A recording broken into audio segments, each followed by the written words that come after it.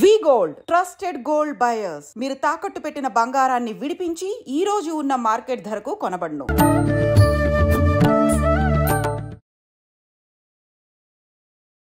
నమస్కారం, welcome to I dream. ధర్మ మార్గం విత్ విజిత కార్యక్రమానికి స్వాగతం.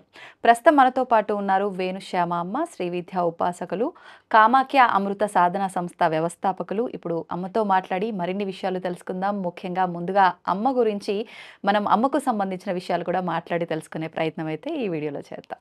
అమ్మ నమస్కారం. అమ్మ, నేను విన్నాను మీరు చిన్నతనంలోనే ఉపాసన తీసుకున్నట్టుగా. అది ఎంతవరకు వాస్తవము? అంటే అంత చిన్న వయసులో ఉపాసన తీసుకోవాలి అనే ఆలోచన మీకెందుకు వచ్చింది? ముందుగా దాని గురించి మాట్లాడుకుందాం. చిన్నతనంలో ఉపాసన అంటే అసలు ఫస్ట్ నాకు తెలియకుండానే నేను ఇందులోకి వచ్చాను. అది ఎందుకు వచ్చాను అంటే తెలియదు. దానికి కారణం ఏమిటి అని దానికి అర్థం ఏమిటి అంటే, ఇంతకుముందు చేసినవి ఏమైనా అక్కడ థర్డ్ క్లాస్లో ఒక బుక్లో ఒక మంత్రం చూసా. ఆ మంత్రం చూసి అది చదవడం మొదలుపెట్టా. అది ఎంతలా అంటే ఏది కోరుకుంటే అది అవుతుంది అన్నారు. అంటే నేను బాగా చదువుకోవాలి, మంచి ఉద్యోగం చేయాలి అని చెప్పేసి అనుకుని అలా చదువుతూ ఉండేసరికి ఏమైంది అని అంటే, దానివల్ల కొంచెం కళ్ళు తిరిగినట్టు అయ్యి నేను దాన్ని ఏమంటారంటే అన్కాన్షియస్గా కోల్పోయాను. ఆ కోల్పోయేసరికి ఏమైంది, అమ్మ డాక్టర్ దగ్గరికి తీసుకువెళ్ళారు. ఏమీ లేదు, లేస్తుంది, ఏదో నీరసం అని అన్నారు. కానీ చాలాసేపు లేవకపోయేసరికి మా ఇంటి ఎదురుగుండా ఒకరు ఉపాసకులు ఉన్నారు. వారి గురువుగారు అప్పుడు వచ్చి ఉన్నారనమాట. వచ్చి ఉంటే వారికి చెప్పారు అమ్మ. చెప్తే ఆయన ఇంటికి వచ్చి ఏమైందో అని చెప్పి తల మీద చేయిపోయగానే మళ్ళీ నేను మామూలుగా లేచిన వెంటనే ఫస్ట్ వారు అడిగిన క్వశ్చన్ ఏంటంటే, ఏం మంత్రం చేశావు అని అడిగితే, ఇగో ఈ మంత్రం చేశాను అన్నాను. ఈ మంత్రాలు అలా నువ్వు చేసేయకూడదు, గురువు ఉండాలి, నీకేం తెలుసు అని చేసావు అంటే, లేదు ఆ బుక్లో రాశారు అని చెప్పి బుక్ చూపించాను. అలా చదివి చేయకూడదమ్మా అని చెప్పారు. సరే, ఇంకా అక్కడ అయిపోయిన తర్వాత వారు ఫస్ట్ టైం సరస్వతి మంత్రం ఇచ్చారు.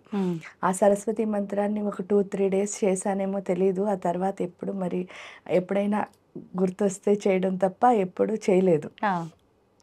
ఆ తర్వాత కాలంలో అలా జరుగుతుండగానే ఒకరోజు ఎక్కడంటే మేము ర్యాలీ అని చెప్పి ఈస్ట్ గోదావరి డిస్ట్రిక్ట్లో ఉండేవాళ్ళం. ఉన్నప్పుడు మా నాన్నగారు టీచర్ అనమాట. అక్కడ ఉండేసరికి ఏమైంది అంటే, ఆ గుడికి ఇప్పుడు కంచి కామకోటి పీఠాధిపతులైన విజయేంద్ర సరస్వతి వారు వచ్చారు. వస్తే అప్పుడు ఏమైంది అంటే, వారు వచ్చేసరికి కరెక్ట్గా వారు వచ్చిన టైంకే నేను కూడా కాలేజ్ నుంచి వచ్చాను, ఇంటర్మీడియట్ చదువుతున్నప్పుడు. వచ్చేసరికి ఆయన్ని పూర్ణకుంభంతో స్వాగతం చెప్పి తీసుకువెళ్తున్నారు. వారు వెనకాల వెళ్ళాం. ఎందుకంటే అంతకుముందే పొద్దున్న అమ్మ చెప్పారనమాట. ఏంటి అంటే, ఆ పీఠాధిపతులు ఉన్నప్పుడు మనం ఉంటే వాళ్ళ గాలి మనకి తగిలితే మన పాపాలన్నీ పోతాయి అని చెప్పేసి అమ్మ చెప్పింది. చెప్తే సరే అని చెప్పి వెళ్ళాం అందరం, మా సిస్టర్స్, నేను, అందరూ, అమ్మ అందరం వెళ్ళాం. వెళ్ళేసరికి స్వామి ఏం చేశారంటే, ఆయన మెడలో వేసిన దండ తీసి ఎందుకో ఇచ్చారో తెలియదు, నాకు ఇచ్చారు. అది పట్టుకోగానే అసలు ఎనర్జీ డిఫరెన్స్ అన్నది అర్థమైంది. ఆ రోజు రాత్రి ఏంటి జరిగింది అంటే, పడుక్కుని ఉన్నాను, నిద్రపోయేసరికి నేను పడుకున్న మంచాన్ని ఎవరో ఎత్తుకుని వెళ్ళిపోతున్నారు. ఆ ఎత్తుకుని వెళ్ళిపోతున్నది ఎవరు అంటే, ఈయన ఎలా వేషంలో ఉన్నారో అలాంటి దండి సన్యాసులే ఉన్నారు అందరూ పట్టుకెళ్తుంటే, ఎక్కడికి తీసుకెళ్తున్నారంటే ఒక్కళ్ళు కూడా ఆన్సర్ చెప్పటంలే. వాళ్ళ మాటలు వాళ్ళు ఏవో మాట్లాడుకుంటున్నారు, నాకు అర్థం కావట్లేదు కూడా. తీసుకెళ్ళి మా ర్యాలీ గుడి ఉంది కదా, కేశవస్వామి గుడి గర్భగుడిలో ఆ మంచాన్ని పాడేశారు. పాడేసేసరికి ఏమైంది అని అంటే, అక్కడ నేను చూసేసరికి ఇంకా ఇలాంటి వాళ్ళే బోల్డ్ మంది, అసలు ఎంతమంది ఉన్నారో నాకు తెలియట్లే, వందల్లో ఉన్నారు. ఉండేసరికి అక్కడి నుంచి ఆదిశంకర్ల వారు కనిపించారు విగ్రహం వెనకాల నుంచి వస్తూ. ఫస్ట్ ఆయన్ని చూడగానే నాకు చాలా షాక్ అయ్యి, అదేంటి మీరు చనిపోయారన్నారు కదా, బతికే ఉన్నారా అని అడిగితే, బతికే ఉన్నానో చనిపోయానో తర్వాత తెలుస్తుంది, కామ్గా కూర్చుని నేను మాట్లాడమనే వరకు మాట్లాడకుండా కామ్గా ఉండు అన్నారు. నాకు భయం వేసింది, ఎందుకంటే చాలామంది ఉన్నారు, నేను ఒకదాన్నే ఉన్నానుగా. అప్పుడు అయ్యేసరికి వాళ్ళందరూ కలిసి శక్తిపాతం, అంటే నాకు తెలిసి ఫస్ట్ టైం అయిన శక్తిపాతం అదే. అది అయిన తర్వాతను అవన్నీ ఎప్పుడు తెలుసు అంటే, నేను ఎప్పుడైతే 2003లో నా గురువుని నేను కలిశానో, అమృతానంద సరస్వతుల వారు చెప్పారనమాట, ఇవన్నీ ఎందుకు జరిగాయి, నేను ఫస్ట్ చేసిన మంత్రం ఏమిటి, ఆ మంత్రం బాలా మంత్రం నాకు తెలియకుండా నేను చేశాను. అలా అమ్మవారు ఎందుకు తీసుకొచ్చిందో తర్వాత గురూజీని కలిసిన తర్వాత ఇంకా పూర్తిగా లైఫ్ అంతా టర్న్ అయిపోయింది. ఇంకా అమ్మ, మీరు ఆదిశంకరాచార్యుల వారు మీకు దర్శనం ఇచ్చిన సమయంలో మీ వయస్సు ఎంత అప్పుడు? ఇంటర్మీడియట్ అంటే 16, Intermediate. 17 మధ్య. Okay, okay. అంటే ఇవన్నీ జరిగిన తర్వాత ఇంకా మీకు అనిపించిందా కంప్లీట్ ఈ ఉపాసన ఆధ్యాత్మికత వైపు ఉండాలి అని చెప్పి? అది నిజం చెప్పాలి అంటే అసలు ఇవన్నీ అయినప్పుడు ఎప్పుడూ అనిపించలేదు. తర్వాత ఎప్పుడూ ఒక లైట్ కనిపిస్తూ ఉండేది, నన్ను ఎక్కడికో తీసుకెళ్తూ ఉండేది. ఇలా చాలా జరిగినా ఎప్పుడూ అనిపించలే. ఆఖరికి మా గురూజీ ఫస్ట్ టైం అమ్మవారిని ప్రతిష్ఠ చేసినప్పుడు ఆ అమ్మవారు కరెక్ట్గా అక్కడ ప్రాణప్రతిష్ఠ అయిన తర్వాత ఆ రోజు రాత్రి వచ్చి నాకు లైఫ్ అంతా ఎలా జరుగుతుంది అన్నది చెప్పారు. అది కూడా గురూజీని కలిసిన తర్వాతే అర్థమైంది. ఎందుకంటే నేను గురూజీని కలిసిన తర్వాత అక్కడ అమ్మవారిని చూసేసరికి ఇదేంటి ఈవిడే కదా నాకు కనిపించింది అని చెప్పి అప్పుడు ఫస్ట్ నేను గురూజీని అసలు అలాగే ఆయనతో కాన్వర్సేషన్ అనేది మొదలైంది. అడిగినప్పుడు గురూజీ ఎప్పుడు అంటే అంతకుముందు 3 జన్మల నుంచి ఎలా వస్తుందో అవన్నీ చెప్పుకుంటూ తీసుకొచ్చారు. కానీ గురువు గారిని చూసిన తర్వాత మాత్రమే ఇందులోకి రావాలనిపించింది నిజం చెప్తే. అంతకుముందు జరిగిన ఎక్స్పీరియన్స్లు ఏవి ఊరికే దేవుడితో మా దండం పెట్టుకోవడం అంతవరకు ఆగాయి తప్ప ఫస్ట్ టైం నేను గురూజీని చూసినప్పుడు నాకు గురూజీ ఎందుకో నచ్చారు. అంటే వ్యూస్ చెప్పాలి అంటే ఆయన నాకు ఎప్పుడు ఏమనిపించేది అందరూ ఒక్కటే అని అనిపించేది. కానీ ఇంట్లో కానీ ఎక్కడ చూసినా సరే అన్ని తారతమ్యాలు ఉంటూ ఉండేవి. అంటే క్యాస్ట్ అనుకోండి, ఏదైనా ప్రతి దాంట్లోనూ తారతమ్యాలు కనిపిస్తూ ఉండేవి. కానీ గురూజీని చూసినప్పుడే ఫస్ట్ అర్థమైంది ఇలా కూడా ఉండొచ్చు. అంటే అందరూ ఎలా ఉన్నా మనం ఇలా కూడా అందరితో కలిసి ఒకేలా ఈక్వల్గా ఉండొచ్చు. అంటే గ్రేట్ అని అక్కర్లేదు, అహంకారంగా ఉండక్కర్లేదు. అవన్నీ ఫస్ట్ టైం ఏంటి అంటే ఒక వ్యక్తి చేస్తున్నప్పుడు అంటే నా ఫీలింగ్స్ అక్కడ నేను చూసా ఆయన చేస్తూ ఉండడం. అలా మనం కూడా చెయ్యొచ్చు అని ఎప్పుడు అనిపించిందో ఇంకా నేను చేస్తున్న జాబ్. కాకపోతే నాకేంటంటే అటు భర్త అందరూ సహకరించారు. ఇంకా అవన్నీ వదిలేసి ఇంక ఇది చేయాలి అని చెప్పేసి ఇందులోకి కంప్లీట్గా. ఇప్పుడు ఎన్ని సంవత్సరాలు అవుతుందమ్మా కంప్లీట్గా వచ్చే 25 ఇయర్స్. 25 ఇయర్స్ కంప్లీట్గా వదిలేసే.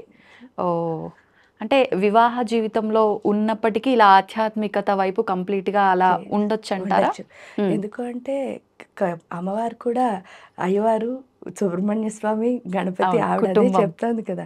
అందులో ఏంటంటే వర్ణాశ్రమ విధాయిని, మనకిచ్చిన వర్ణం అంటే ఏదైతే కులమో ఆశ్రమ ధర్మం అంటే గృహస్థాశ్రమమా బ్రహ్మచర్యమా సన్యాస మనకి ఏ ఆశ్రమం ఇస్తే ఆ ఆశ్రమ ధర్మం ప్రకారం ఉపాసన అన్నది ఖచ్చితంగా చెయ్యొచ్చు. ఓకే అమ్మ, ఇలా అడగొచ్చో లేదో తెలీదు, మీలాంటి మాతాజీలకి మేమందరము పిల్లలతో సమానమే, కానీ మీకు సంతానం ఏమైనా ఉన్నారా? ఒక పాప ఉంది. ఓకే, సంతోషం అమ్మ. అమ్మ, మంత్రం గురించి తీసుకుందాము. ఇందాక మీరు చెప్పినట్టుగా చూస్తే మీకు తెలియని వయసులోనే ఒక మంత్రాన్ని పుస్తకంలో చూసి పట్టుకొని మీరు చేయటం వల్ల అది ఏదో ఒక ప్రభావం అయితే మీ పైన చూపించింది. అంటే నిజంగా మంత్ర ప్రభావం అనేది ఖచ్చితంగా ఎవరిపైనైనా ఉంటుందా? 100% ఉంటుందమ్మా. కావాలంటే 100కి 500% మనం సైన్ చేసి కూడా ఇవ్వచ్చు. వాళ్ళు మంత్రం చేస్తే చాలు. కాకపోతే ఇక్కడ ఉండాల్సింది ఏంటంటే వాళ్ళ కమిట్మెంట్, అంటే శ్రద్ధ ఎక్కువ ఉండాలి. నేను చెయ్యాలి అని వాళ్ళకు ఉండి చేస్తే, అంటే చెయ్యాలని లేకుండా చేసినా సరే ఆ మంత్రం వాళ్ళకి పనిచేస్తుంది. ఎందుకంటే అక్కడ చెప్పారు దేవి అధర్వణ శీర్షంలో మంత్రాణం మాతృకాం దేవీం. ఏ మంత్రం చదివినా సరే అమ్మ ఎలా వస్తుంది అంటే అమ్మలా వస్తుంది. అదే లలితా సహస్రంలో మాతృకావర్ణ రూపిణి. ఆ అక్షరాలన్నీ చదివితే ఆవిడ రూపం మన సూక్ష్మ శరీరంలో ఏర్పడుతుంది. అందుకే మన లెటర్స్ ఏవైతే ఉన్నాయో వాటిని చూసినప్పుడు మీరు అక్షరము అంటే క్షరము లేదు అంటే చావు లేదని అర్థం. చావు ఎక్కడుండదండి అని అంటే మనందరం చనిపోతున్నాం కదా. చావు లేనిది ఎక్కడుందంటే దేవతల దగ్గర ఉంది. ఎందుకు ఉంది అంటే వాళ్ళు అమృతం తాగుతారట అంటున్నాం. ఆ అమృతం ఎక్కడుంది అంటే ఈ అక్షరాల్లో ఉంది. ఎప్పుడైతే అక్షరాలు మనం రిపిటేటివ్గా అందుకే మన్నంత్రాయితే ఇది మంత్ర. మీరు ఎంత మననం చేస్తే అది మంత్రం అవుతుంది. సో ఏ అక్షరం అన్ని మీకు మంత్రాలు కూడా చదవక్కర్లే. ఆ అంటూ ఆ ఒక్కదాన్ని మీరు అలా రిపీట్ చేస్తే అదే మంత్రమై మీ పైన ప్రభావం చూపిస్తుంది ఖచ్చితంగా. ఎందుకు అంటే మన మనస్సుని నిశ్చలంగా ఉంచే శక్తి మంత్రంలో ఉంటుంది. ఎప్పుడైతే మైండ్ ఒక చోట స్టాప్ అయిందో ఇంక మనం మన డెస్టినీని చేరుకోవడం కానీ ఫోకస్ కానీ ఇవన్నీ వాటంతట అవే వస్తాయి కదా. అవును. అప్పుడు ఆ మంత్రశక్తి ఏం చేస్తుంది, మన ఆత్మశక్తిని పెంచుతుంది.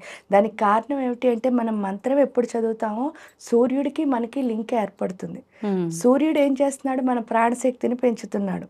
ఎప్పుడైతే ప్రాణశక్తిని పెంచుతాడో అప్పుడేమవుతుంది, ఒకటి మన ఆయుష్ పెరుగుతుంది, రెండు మన మీద మనకి నమ్మకం వస్తుంది. అవును. ఎప్పుడైతే మీ మీద మీకు కాన్ఫిడెన్స్ ఉందో మీరు చేయలేనివేవి ఉండవు కదా, అంతే, సాధించలేనిదే ఉండదు. ఇప్పుడు ఏమవుతుంది, అందుకే మీరు ఎక్కడికి వెళ్ళినా డి విటమిన్ డెఫిషియన్సీ అండి. డి విటమిన్ డెఫిషియన్సీ అంటే ఏంటి, సూర్యుడితో మనకు కనెక్షన్ లేదు. ఆ కనెక్షన్ ఓన్లీ మంత్రం ద్వారానే ఏర్పడుతుంది. ఎప్పుడైతే మనం మన విద్యను వదిలేసామో ఏమవుతుంది, అక్కడ సూర్యుడితో మనం కనెక్షన్ వదిలేసుకుంటున్నాం. సూర్యుడితో కనెక్షన్ దెబ్బతింటే ఏమవుతుంది అంటే, చిన్న ఎగ్జాంపుల్ ఏం లేదు, మన ఇంట్లో వస్తువు పురుగు పట్టింది అనుకోండి, ఎక్కడ పెడుతున్నాం, ఎండలో పెడుతున్నాం. అంటే ఎండలో పెడితే ఆ పురుగులు ఏమవుతున్నాయి, వెళ్ళిపోతున్నాయి. అదే మన బ్యాక్టీరియా మన లోపల పడితే మనం ఎక్కడ ఉండాలి, ఎండలో ఉండాలి. ఆ ఎండలో ప్రతి క్షణం ఉండడం సాధ్యం కాదు. కాబట్టే మన ఋషులు మునులు ఏం చేశారంటే, ఆ సూర్యశక్తితో ఎప్పుడూ కనెక్ట్ అయి ఉండేటట్టు ఎక్కడున్నా సరే ఆ మంత్రాన్ని మనకి ఇచ్చారు. దాన్ని మనం ఎప్పుడు వదిలేసుకున్నామో మనం సూర్యుడితో ఏం చేసాం, డిస్కనెక్ట్ అయిపోయాం అనమాట. కాబట్టి మంత్రంకి బలం ఉందా అంటే, గురూజీ ఎప్పుడూ ఒకటే చెప్పేవారు, మంత్రానికి చింతకాయలు రాలుతాయండి అని ఎవరైనా అడిగితే, చింతకాయలు రాలుతాయో రాలువో నాకు తెలియదు కానీ నాయన ఒక మంత్రం చదివి చింత చెట్టును లేపేయచ్చు అనేవారు. అంటే అంత శక్తి వస్తుంది అని. కాబట్టి అంత గొప్పది మంత్రం అంటే. అమ్మ, ఇప్పుడు మీరు చెప్పినట్టుగా సూర్యుడికి సంబంధించిన ఆ మంత్రాన్ని మనం వదిలేసాము అని అంటే ఏంటి ఆ మంత్రం? మనం అంటే చాలా మంది సూర్య నమస్కారాలు చేస్తూ ఉంటారు. ఇలా నమస్కారాలు చేసుకున్నా మనం దాని నుంచి బయటపడొచ్చా? సూర్యుడితో అనుబంధం ఏర్పడుతుందా? లేదు అంటే ఆ మంత్రమే చేయాల్సి ఉంటుందా? ఏ మంత్రమైనా పర్వాలేదు, ప్రతి మంత్రం సూర్యుడితో మన కనెక్ట్ చేస్తుంది. ప్రతి మంత్రం సౌరశక్తిని మనని కనెక్ట్ చేస్తుంది. అప్పుడే మన ప్రాణశక్తి అన్నది పెరుగుతుంది. ఇప్పుడు ఏం చేస్తున్నారు, అంతర్ముఖ సమారాధ్య అంటున్నారు. ఆ అంతర్ముఖ సమారాధ్య ఎలా అవుతుంది, హృదయస్థ రవి ప్రఖ్య త్రికోణాంతర దీపిక. ఆ హృదయం లోపలికి వెళ్తే ఒక చిన్న ట్రయాంగిల్ ఉంటుంది, అందులో ఒక దీపం ఉంటుంది. ఆ త్రికోణంలో ఉన్న దీపం ఏదైతే ఉందో అదే నీ ప్రాణం, అదే ఎవరి స్వరూపం అంటున్నావు, అమ్మవారి యొక్క స్వరూపం. మీరు గాయత్రి మంత్రం చదివితే ప్రాణశక్తి వస్తుంది అంటున్నారు. సూర్యుడికి చదివిన అంటే ఏది చదివినా ప్రాణశక్తే పెరుగుతుంది. అంటే సూర్యుడితో మన కనెక్షన్ ఏర్పడుతుంది. Okay, okay. అమ్మ, ఇప్పుడు మంత్రం ఎవరైనా చేయొచ్చా? కొన్ని బీజాక్షరాలతో కూడిన మంత్రాలు ఉన్నాయి అని అంటారు. అలా ఉంటే అందరూ చేయడానికి పనికిరావు అని అంటూ ఉంటారు. అసలు ఏంటమ్మా ఈ మంత్రం ఎవరు చేయాలి? నిజంగా గురు ఉపదేశం ఉంటేనే చేయాలా? అలాంటి మంత్రాలు ఏవైనా సపరేట్గా ఉన్నాయా? దాని గురించి తెలియజేయండి. గురు ఉపదేశం ఉంటేనే మంత్రం చేయాలి అన్నది ఖచ్చితంగా నిజం. ఎందుకంటే ఫస్ట్ నా లైఫ్ చూసారు కదా. అంటే గురువు ఏం చేస్తాడు అంటే మన డైరెక్షన్ కరెక్ట్గా, ఇప్పుడు ఏంటి అంటే మనకి స్టీరింగ్ ఉంది, కార్ ఉంది, డ్రైవ్ వచ్చని మనం మొదలెట్టాం అనుకోండి, అది ఎలాగ చేయాలి అంటే ఎవరో చూస్తుంటే ఇలా తిప్పుతున్నారు అనుకుంటాం అంతే. కానీ దాన్ని ఎలా వాడాలో మనకి పూర్తిగా అవగాహన లేనప్పుడు వాడితే ఏమవుతుంది, అందుకని చెప్పేసి మనకంటే పెద్దవాళ్ళు గురువులు మనకి ఎప్పుడైతే ఉపదేశం చేశారో దాన్ని ఎలా వాడాలి అన్నది మనకు అర్థమయ్యేటట్టు చేస్తారు. అంతే తప్ప ఈ సృష్టిలో ఎవరైనా సరే మంత్రం చెయ్యాలి అంటే వాళ్ళకు ఉండాల్సిన అర్హత ఏంటి అంటే ఆ చెయ్యాలి అన్న జిజ్ఞాస అంతే. వాళ్ళకి చెయ్యాలనిపిస్తే చాలు, ఎవరైనా చేయొచ్చు. ఎందుకు అంటే ఇది ఆత్మకి సంబంధించింది తప్ప శరీరానికి సంబంధించింది అసలు కాదు. అందుకే ఆత్మవిద్య, మహావిద్య, శ్రీ విద్య, కామసేవిత. ఏ విద్య అయినా మన ఆత్మని మనం సంస్కరించుకోవడానికి. అది శ్రీ విద్య ఉపాసన కాదు, విష్ణువుకు పూజ చేయండి, శివుడికి ఎవరికి చేసినా ఎందుకు మన ఆత్మని మనం సంస్కరించుకోవడానికే చేస్తున్నాం.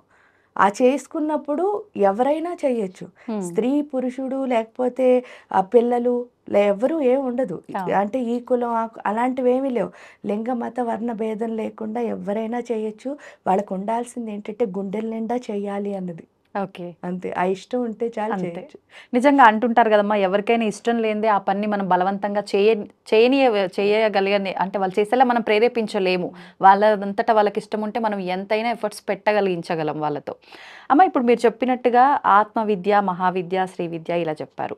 జనరల్గా మనందరము సోషల్ మీడియా ద్వారా వింటూ ఉంటాము కొంతలో కొంత శ్రీ విద్య అంటే ఏంటి అని చెప్పి. అందరికీ అవగాహన ఉన్నా లేకపోయినా కూడా కొంచెం అది మనకు తెలుసున్న ఒక విద్య, ఉపాసన అని చెప్పి. మీరు చెప్పిన ఆత్మ విద్య, మహావిద్య ఇవేంటి అసలు? ఇవి ఎందుకు ఉపయోగపడతాయి? శ్రీ విద్య ఆత్మవిద్య అంటే ఓకే. అంటే ఏంటి అంటే శరీరానికి నుంచి లోపలికి వెళ్ళి ఏదైతే చూస్తున్నాం, అందుకే మా దాని పేరు కూడా కామాఖ్య అమృత శోధన. శోధన అంటే అర్థం ఏమిటి అంటే లోపలికి వెళ్ళి శోధించు అంటే లోపలికి వెళ్ళు డీప్గా. ఓకే. అందుకే లలితా సహస్రనామాలు కూడా మీరు చూస్తే రహస్యనామాలు. అవును. ఈ రహస్యనామాలు అంటే అర్థం ఏమిటి? చాలా మంది రహస్యం అంటే అది చదవకూడదు, మ్మ్. కానీ రహస్యంగా రహస్యం ఉండేవి అంటే అని. రహస్యంగా ఉండేవని కాదు, ఆ, అందులో చాలా రహస్యాలు ఉన్నాయి. అంటే మనం ఏం చేయాలి? దాన్ని తెలుసుకోవాలి. తెలుసుకోవాలి. అవును. అందుకే లాస్ట్లో మళ్ళీ చెప్పారు చూడండి, 180 అయిపోయిన తర్వాత 180వ శ్లోకంలో అభ్యాసాతిశయజ్ఞాత షడద్వాతీత రూపిణి. అంటే అర్థం ఏమిటి అంటే ఎంత అభ్యాసం చేస్తామో అంత కొత్తగా కనిపిస్తుందిట. అంటే ఓ. ప్రతిసారి మీరు ఏదో కొత్తదనాన్ని ఫైండ్ చేస్తున్నారు అక్కడ. మ్మ్. అంటే అమ్మ ఒకసారి చూసినప్పుడు ఎందుకు అలా కూడా కాదు, ఫస్ట్ రోజు మీరు యాంకరింగ్ చేసినప్పుడు మీకు ఎలా ఉంటుంది? ఇబ్బందిగా అది ఉంటుంది. ఎలాగో చేసుకుంటూ వెళ్తారు. రెండో రోజు కొంచెం, ఆ తర్వాత ఓ 10 రోజులు అయ్యేసరికి మీరు ఇక్కడ అడ్జస్ట్ అవుతారు. అవును. కానీ ఈ రోజు మీరు ఫుల్గా అనుభవంతో చేస్తారు. మ్మ్. అంటే డిఫరెన్స్ ఏమైంది? మీ మారుతూ అనుభవం. వస్తుంది అంటే అనుభవం వల్ల. మీరు చేయటంతో ఒక్కొక్కళ్ళతో మీకున్న ఎక్స్పీరియన్స్లు ఏవైతే ఉన్నాయో అవే మీ లైఫ్ స్టైల్లోకి వచ్చేస్తున్నాయి. ఇక్కడ కూడా అంతే. ఏంటంటే అలా లలితా సహస్రం చదవగా చదవగా చదవగా ఒక్కొక్క రోజు ఒక్కొక్కలా మనకు అర్థం గోచరిస్తుంది. ఆ తర్వాత నిజమైన తత్వంలోకి వెళ్ళడమే. అందుకే ఎంత అభ్యాసం చేస్తే అంత ఎక్కువగా అమ్మ యొక్క తత్వాన్ని మనం తెలుసుకోగలం. మ్మ్. అదేంటి అంటే ఆత్మవిద్య అంటే కూడా ఇక్కడ అర్థం, మీరు ఎప్పుడైనా సైంటిస్టులు ఏవైనా కనుక్కున్నారనుకోండి, అవును. వాళ్ళు రీసెర్చ్ చేశారండి అంటారు. అవును. కానీ ఇక్కడ ఒక్కచోటే మనం సాధన అంటాం. మ్మ్. సాధన అంటే అర్థం ఏమిటి అంటే శోధించు. ఓకే. దేన్ని శోధించాలి అంటే నిన్ను నువ్వు శోధించు. ఎప్పుడైనా సరే ఇది ఒక్కటే యూనిక్. మళ్ళీ మిమ్మల్ని నేను శోధించాను అనుకోండి, అప్పుడు ఏమవుతుంది? రీసెర్చే. అంతే. ఎందుకంటే మిమ్మల్ని చూసుకోవడానికి మీరున్నారు కదా, అవును. నన్ను చూసుకోవడానికి నేను ఒకదాన్నే ఉన్నాను. అవును. ఇది ఇంకెవరు శోధించలేరు. కరెక్ట్. కాబట్టి ఇది సెర్చ్. మ్మ్. శోధన అంటే సెర్చ్ అని అర్థం. ఓకే, అది ఓకే. రీసెర్చ్ అవుతోంది. మ్మ్. అంటే ఉంది ఆల్రెడీ, దాన్ని ఉందని చూపిస్తున్నాం. ఇది ఏమిటో తెలియదు, దీన్ని చూడడానికి ట్రై చేస్తున్నాం. మ్మ్. అందుకనే ఎప్పుడైనా ఆత్మవిద్య అంటే ఏంటంటే నిన్ను నువ్వే చూసుకో లోపలికి వెళ్ళి. ఆ ఆత్మవిద్య అన్నా కూడా నిజంగా ఏంటి అంటే మానవుడికి ఒక లక్షణం ఉంటుంది. ఆ లక్షణం ఏమిటి అంటే ఎప్పుడు పక్క వాళ్ళతో పోల్చుకుంటూ ఉంటాం. అవును. అన్నిటికంటే బ్యాడ్ హ్యాబిట్ అది. ఎందుకు అని అంటే అందరితో ఎప్పుడైతే పోల్చుకుంటున్నామో ఈ సృష్టిలో ఉన్న అందరినీ, మనం ఏమనుకుంటున్నాం?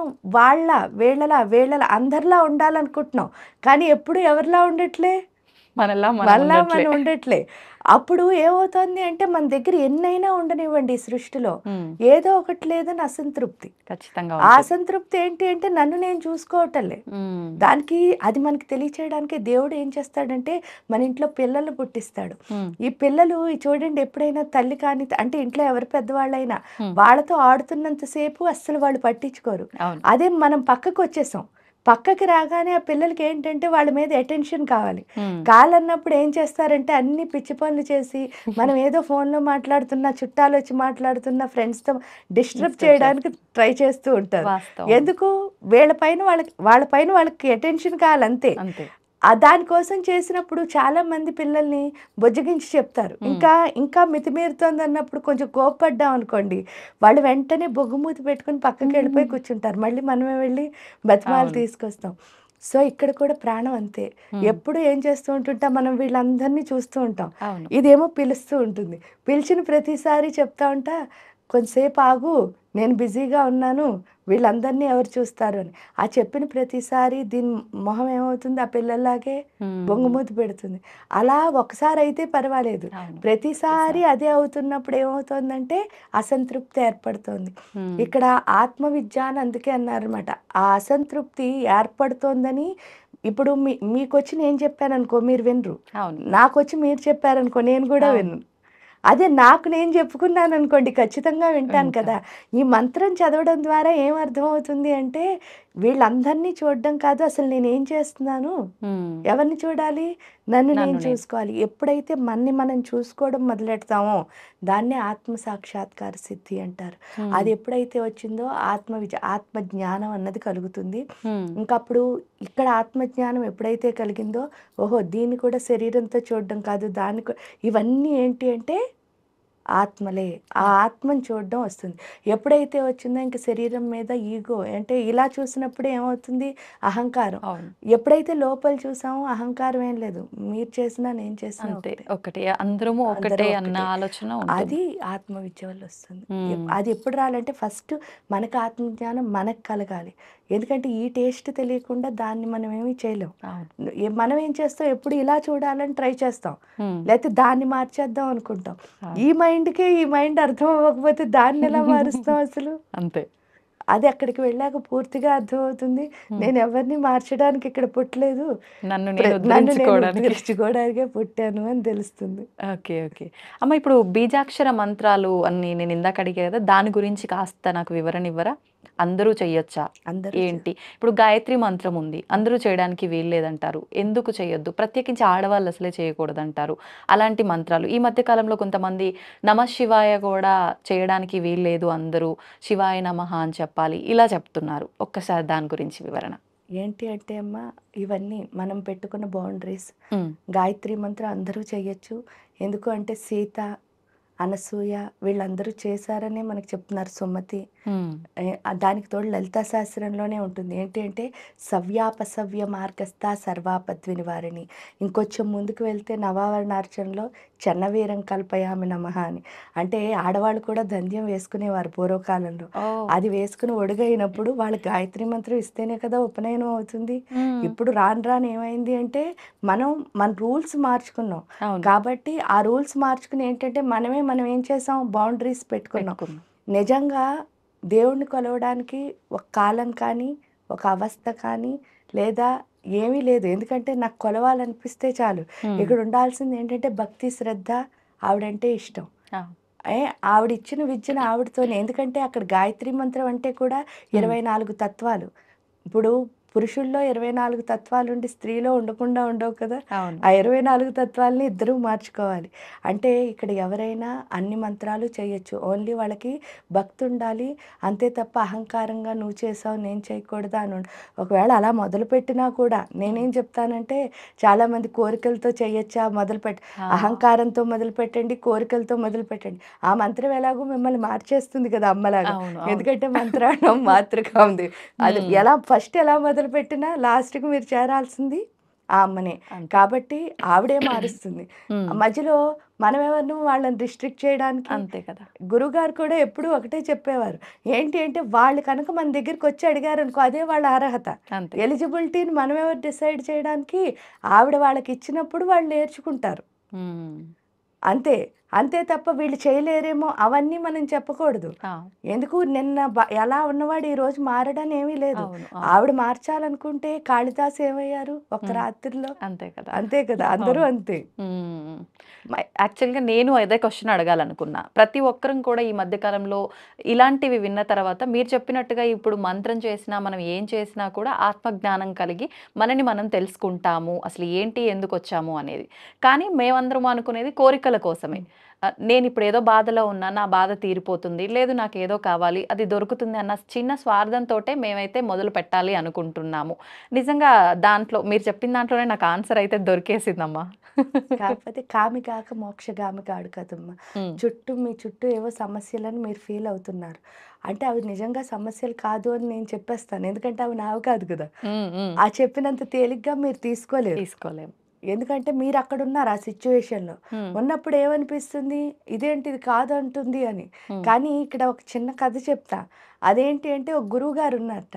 ఆ గురువుగారి దగ్గరికి ఒక శిష్యురాలొచ్చింది. హ్మ్. వచ్చి చాలామంది శిష్యులున్నారు అప్పటికే. ఒక 100 ఉన్నారు. యాహ్! వచ్చేసరికి ఈవిడ ఇంక రావడమే బోరు ఏడుస్తూ వచ్చారు. యాహ్! వచ్చి ఇంక అలా ఏడుస్తూనే ఉందిట. ఏడుస్తూ ఆవిడ సమస్యలన్నీ చెప్పిందిట.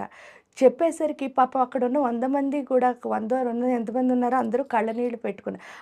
అంతలాంటి సమస్యలున్నాయి. పాపం అందరూ ఏడుస్తున్నారు. హ్మ్. కానీ ఈ గురువుగారు ఒక 2 నిమిషాలు విన్న తర్వాత లేచి లోపలికెళ్ళిపోయారట. హ్మ్. వెళ్ళిపోయేసరికి ఈ శిష్యులందరికీ చాలా కోపమొచ్చిందిట మిగతా వాళ్ళకి. ఆవిడంత బాధపడుతూ ఉంటే ఒకటో, రెండో మంత్రం చేసిన మనకే గుండె కరిగిపోయి ఏడుపొచ్చింది. అన్ని మంత్రాలు చేసి ఇంత సాధన చేసి మనందరికీ మంత్రం ఇచ్చిన వాడేంటి గుండె లేని వాళ్ళ లోపలికెళ్ళిపోయాడు అని చెప్పి వీళ్ళు తిట్టుకుంటున్నారు. ఈ గురువుగారు ఏం చేశారు, లోపల నుంచి వస్తూ ఒక 3 బర్నర్లు ఉన్న స్టవ్ తెచ్చారట. అదో విచిత్రంగా అనిపించింది వీళ్ళందరికీ. వచ్చేసరికి దాని మీద 3 గిన్నెలు పెట్టారట. ఆ 3 గిన్నెలు పెట్టి 3 గిన్నెల నిండా నీళ్లు పోసి మరిగించారట. మరిగించి ఒక గిన్నెలో బంగాళాదుంపలు వేశారట, ఒక గిన్నెలోనేమో ఎగ్స్ వేశారట, ఇంకో గిన్నెలో కాఫీ గింజలు వేశారట. వేసేసరికి ఏమైంది అంటే ఫుల్గా 3 మరిగిపోయిన తర్వాత 3 గిన్నెలు తెచ్చి శిష్యులు అందరి మధ్యలో పెట్టారట. పెట్టి ఇదిగో 3 ఉడికించాను కదా, బంగాళాదుంపలు ఏమయ్యాయి అన్నారట. అంటే చాలా గట్టిగా ఉంటాయి మామూలుగా బంగాళాదుంపలు మనం బయట చూస్తే, కానీ ఉడికిన తర్వాత ఏమయ్యాయి, సాఫ్ట్గా మెత్తగా అయిపోయాట. ఇంకా ఎగ్స్ మామూలుగా మీరు ఇలా నొక్కితే ఏమవుతుంది, అది పగిలిపోతుంది. అలాంటి ఎగ్ కాస్త ఏమైందిట, చాలా గట్టిగా అయిందిట. కాఫీ గింజలు ఏమయ్యాయి అంటే వాటి తత్వాన్ని మార్చేసి ఫుల్గా వాటర్లా మారిపోయి, అంటే మిక్స్ అయిపోయి అందులో కలిసిపోయేసరికి 3 ఎప్పుడైతే ఎలా జరిగాయో, మరి ఆయన అడిగింది ఒకటేట, 3టికి వచ్చిన ప్రతికూల పరిస్థితి ఒకటా కాదా అంటే మరుగుతున్న నీళ్లలోనే 3టిని వేసాం అంటే మన ఎమోషన్స్ అందరివి ఒకటేనా కాదా? ఒకటే. ఈ సృష్టిలో ఉన్న ఎమోషన్స్ అందరివి ఒక్కటే. నువ్వు బంగాళదుంప దగ్గరే ఉండిపోయావు అనుకో, అలా మెత్తగా ఉండి ఎప్పుడు ఏడుస్తూ ఉంటూ దాన్ని ఏం చేస్తూ ఉంటావు, ఇంకన్నీ బాధలే. ఎందుకంటే ప్రతి దానికి మెత్తబడిపోతూ ఉంటావు కదా. కానీ నువ్వు అది సున్నితత్వం అంటారు దాన్ని కూడా. మీకు చెప్తా సున్నితత్వం అంటే ఏమిటో. ఈ ఎగ్ ఉంది కదా, ఈ ఎగ్ చూడండి గట్టిపడింది అంటే ఏం చేయాలి, ఈ బంగాళదుంప స్థితి నుంచి మనం మంత్రం చేయడం వల్ల ఏమవ్వాలి, గట్టిపడి చివరికి మనం ఆ మంత్రంలో ఏమైపోతాం, మెర్జ్ అవుతాం. ఎందుకు అంటే మంత్రం అంటే అర్థం ఆ దేవత యొక్క రూపం, సూక్ష్మ రూపం అని అర్థం. ఆ మంత్రాన్ని మనం ఎంత బాగా చదువుతాం. అందుకే ఏం చెప్పారంటే అక్కడ మాతృకావర్ణ రూపిణి. మాతృకావర్ణ రూపిణి అంటే ఏంటంటే ఆ మంత్రం చదవడం వల్ల ఈ అమ్మవారి ఏ అమ్మవారని కాదు, వినాయకుడి మంత్రం చదవండి, శివుడు ఏ మంత్రం చదివితే ఆ సూక్ష్మ రూపం మన సూక్ష్మ శరీరంలో ఏర్పడుతుంది. అందుకే మంత్రం చదివిన వాళ్ళ ముఖంలో ఏం కనిపిస్తుంది, తేజస్సు, కళ. ఏదైతే ఆ తేజస్సు ఏదైతే ఎందుకు కనిపిస్తోంది అంటే ఆ మంత్రశక్తి ఎందులో వస్తుంది, వీళ్ళ ఆత్మలో కలుస్తుంది. అలా మనం ఈ ఎగ్గులా మారి ఎవరిలా మారాలి, ఆ కాఫీ పొడిలా మారాలి. అవును అవును. అప్పుడు ఏమవుతావు, మిక్స్ అయిపోతావు.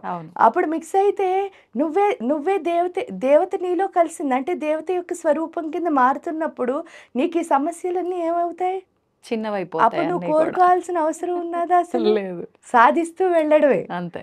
అది ఇక్కడ అర్థమవుతుంది. మన వాళ్ళకున్న సెన్సిటివిటీ అంటే కూడా అర్థం ఏమిటి అంటే, నేను సెన్సిటివ్ అంటే నా నెత్తి మీద కొండుందండి ఎప్పుడు ఏడుస్తూ ఉంటాను అంటే ఫీలింగ్ అన్నా అదే చెప్తాం. కానీ సెన్సిటివిటీ అంటే ఏడవడం కాదు అసలు అర్థం. సెన్సిటివిటీ అంటే ఏది కనిపిస్తే దాన్ని ఎంజాయ్ చేయడం, అంటే ప్రతి దాన్ని చూసి ఆనందపడాలి. ఓకే, దాన్ని సెన్సిటివిటీ అంటారు. అంటే మన ఇష్టమైనట్టు మనం మార్చేసుకుని చూడండి, చాలా మంది ఇంకా ఉంటాయి క్యూరియాసిటీ అంటారు. నాకు క్యూరియాసిటీ అంటే ఏంటి, అందరి విషయాలు తెలుసుకోవటం. కానీ క్యూరియాసిటీ అన్నది మీరు నేర్చుకునే పద్ధతి కాదు, జిజ్ఞాస ఉండాలి. జిజ్ఞాస అంటే ఏంటంటే మీరు ఫైండ్ చేస్తారు, మనలో మనమే తపన చేసుకుని దాని గురించి నేర్చుకునే దాన్ని జిజ్ఞాస అంటారు. క్యూరియాసిటీ అంటే పక్క వాళ్ళందరివి కలిపేసుకుని అవి రాసుకుని ఆ పాయింట్లన్నీ చెప్పుకోవడాన్ని క్యూరియాసిటీ అంటారు. కానీ అది ఎంతవరకు అంటే, ఇప్పుడు మీరు ఒక బుక్ చదువుతారు క్యూరియాసిటీతో, ఆ బుక్ రామాయణం చదివారు, చదివినప్పుడు ఏమనిపిస్తుందంటే నేనే రాముడినేమో అనిపిస్తుంది, అంతేనా, నేనే సీతనేమో అనిపిస్తుంది. ఎందుకంటే ఎప్పుడు హీరో హీరోయిన్ వాళ్ళతోనే పోల్చుకుంటాం. ఎవరైనా నేను రావణాసురుడినేమో అనుకుంటారా చెప్పండి, అసలు అనుకో. అలాంటి లక్షణాలు అనుకో, అందరూ అంటే నా క్వాలిటీస్ ఇలాగే అనిపిస్తూ ఉంటాయి. ఇలా అనిపించినప్పుడే ఒక స్వామి ఒక గుళ్ళో సప్తాహం చెప్తున్నారట. సప్తాహం చెప్తుంటే ఊర్లో ఫస్ట్ ఒక 50 మంది మొదలు పెట్టారట. మొదలుపెట్టిన 50 మంది కాస్త అలా 100ల్లో వెళ్ళిపోతున్నారట. 100ల్లో వెళ్ళిపోతూ ఉంటే, ఎందుకు అంటే ఆయన అంత బాగా చెప్తున్నారట రాముడి గురించి, సీత గురించి. అసలు వింటూ ఉంటే ఇంకా మనమే ఆ కాలంలో ఉన్నావా అన్నట్టు అలా పొగుడుకుంటూ వస్తున్నారు. వచ్చేసరికి 7 రోజులు అయిపోయింది, రామాయణం అయిపోయింది. అయిపోయేసరికి ఆ గురువుగారు ఏం చెప్పారట, ఇంతమంది నా కోసం వచ్చి ఈ గుడి నిండిపోయి బయట కూడా కూర్చుని మైకులు పెట్టిన వింటున్నారంటే నేను ఎంతో గొప్పగా ఆనందపడుతున్నాను. ఈ ఆనందపడుతున్న నాకు మీలో ఎంతమంది నిజంగా మారారో కూడా తెలుసుకోవాలని ఉంది. అందుకని చెప్పేసి నేను ఏం చేశాను అంటే ఆ పక్క సందులో, ఈ గుడి సందులో ఒక గిఫ్ట్లు పెట్టాను, మీరు వెళ్ళి తీసుకోండి అందరూను ఇక్కడ ఎంతమంది ఉన్నారో అంతమందికి 2 గిఫ్ట్లు పెట్టాను, రెండిట్లో మీకు ఏది నచ్చితే అది ఒకటి తీసుకోండి, ఆఫ్ పెట్టారు. పెట్టి చెప్పారు. చెప్తే ఏమైందిట అంటే ఏమేమి గిఫ్ట్లు అని వీళ్ళు అడిగారట.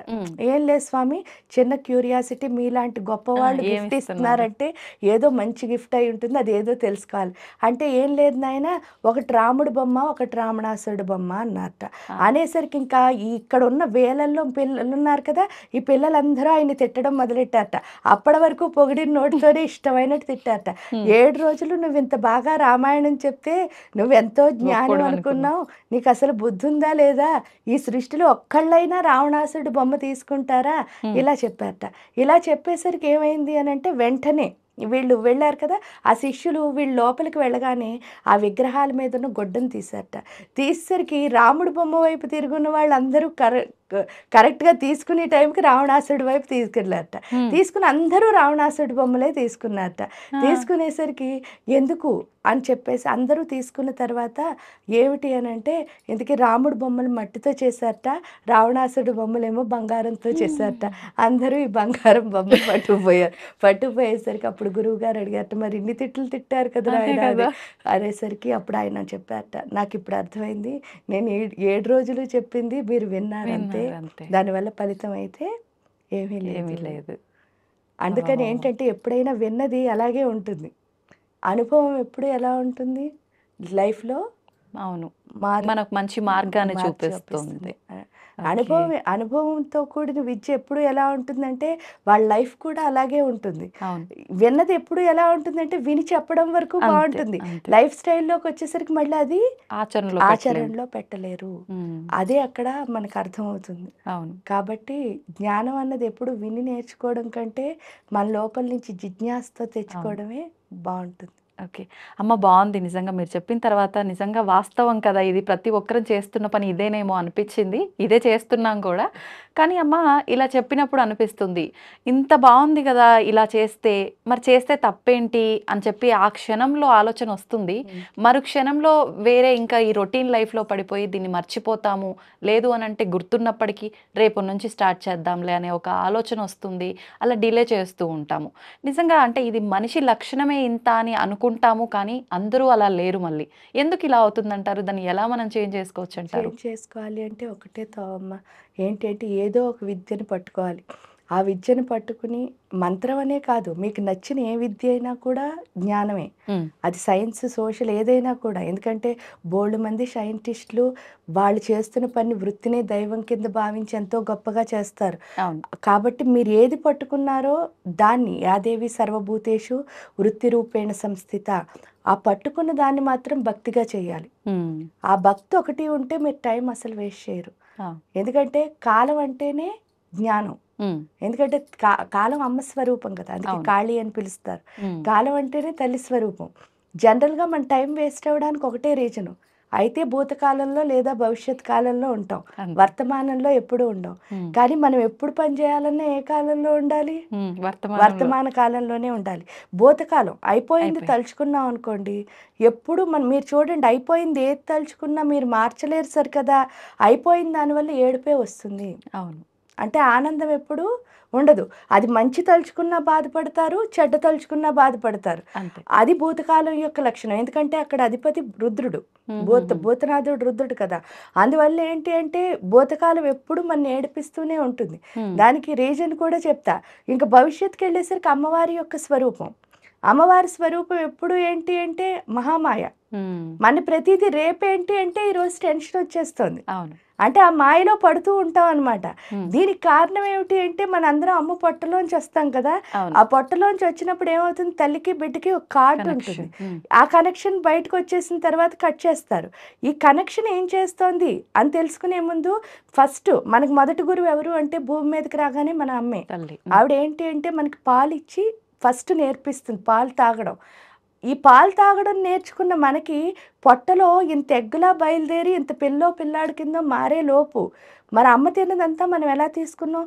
ఎందుకు అంటే గ్రహించే శక్తి ఉంటే మనకు అమ్మని ఏర్పక్కర్లే పాలు తాగడం. అంటే లోపల మనకి ఏం లేదు, గ్రహించే గ్రహించే శక్తి శక్తి. లేదు. అంటే మనం తీసుకోలేం. అవును. అంటే మనకి ఎవరిచ్చారు అని ప్రశ్నించుకుంటే ఈ తల్లికి బిడ్డకి మధ్యలో ఉన్న కనెక్షన్ ఏదైతే ఉందో అదే మాయ అని పిలుస్తారు. ఆ మాయ అంటే ఏంటి అంటే శివాశక్తి యొక్క అర్ధనారీశ్వర తత్వం. ఆ శివాశక్తే మనకేం చేస్తారు, తల్లి తిన్నదంతా ఈ బిడ్డకు పంపించి ఈ బిడ్డను ఒక పాపలాగో బాబులాగో తయారు చేస్తారు. తీరా బయటకు రాగానే ఫస్ట్ అదే కట్ చేస్తారు కదా. అవును. కట్ చేయగానే మనం ఎవరిని మర్చిపోయాం, వాళ్ళిద్దరిని మర్చిపోయాం. అంతే. మర్చిపోయి మన ఎందుకంటే మనకి అమ్మ వచ్చింది, నాన్న వచ్చారు, నాన్నొచ్చారు. చుట్టాలందరూ కుటుంబ వచ్చారు. వ్యవస్థ అంతా ఏర్పడింది. వీళ్ళందరూ రావడంతో వాళ్ళిద్దరిని వదిలేసాం. వదిలేసరికి భూతకాలం తండ్రి స్వరూపం కదా. ఈ తండ్రికి ఏంటంటే ఎప్పుడు పిల్లలు డిసిప్లిన్గా ఉండాలని ఉంటుంది, సిస్టమేటిక్గా ఉండాలనుకుంటారు. వాళ్ళ డెస్టినీని వాళ్ళు చాలా స్పీడ్గా అన్ని తండ్రికి అంటే వాళ్ళ ఎదుగుదల తండ్రి కోరుకుంటాడు ఎప్పుడూను. అందుకని ఏంటి అంటే మనం ఎప్పుడైతే ఈ కింద స్థాయిలో ఉన్నామో ఈ తండ్రికి నచ్చదు. నచ్చక ఏం చేస్తారు, ఒక దెబ్బ వేస్తారు, దాంతో ఏడుపు వస్తుంది. ఇంకా అమ్మ స్వరూపం ఏమిటి అంటే అమ్మకి ఎప్పుడు పిల్లలు తన చుట్టూ అమ్మ అమ్మ అమ్మ అమ్మ అని తిరిగితే ఇష్టం. ఆ అటెన్షన్ కోసం ఇవి టెన్షన్ ఇస్తుంది. ఎప్పుడైతే ఆ టెన్షన్ వచ్చిందో మనం ఏం చేస్తాం, వెంటనే ఎవరికి దండం పెడతాం, ఏదో ఒకటి సాల్వ్ చేయవా ప్లీజ్ అని. ఆ సాల్వ్ ఎప్పుడై అలా అంటే వాళ్ళిద్దరూ చూడండి ఎంత మంచి వాళ్ళు, అలా తలుచుకున్నా సరే వాళ్ళ బిడ్డలు చాలు అనుకుంటున్నారు. కానీ వర్తమాన కాలంలో ఎవరుంటారో వాళ్ళకి అర్ధనారీశ్వర తత్వం వాళ్ళతో, ఎందుకంటే శివాశక్తి రెండూ కలిసి ఉన్న స్వరూపమే అర్ధనారీశ్వర తత్వం. అదే వర్తమాన కాలం అంటే. ఇంత లాజిక్లు ఏం చెప్పక్కర్లే, అమ్మా నాన్నతో కలిసి ఉన్నంతసేపు మనం హాయిగా ఉంటాం. కాబట్టి అమ్మా నాన్నతో ఎప్పుడు కలిసి ఉన్నామో మనం హ్యాపీగా, అంటే వర్తమాన కాలమే మనకు ఆనందాన్ని ఇస్తుంది. పైగా ఇప్పుడు హార్డ్ వర్క్ చేస్తేనే రేపు మీరు బాగుంటారు. అవును. భవిష్యత్తు మారుతుంది, భూతకాలం మారదు.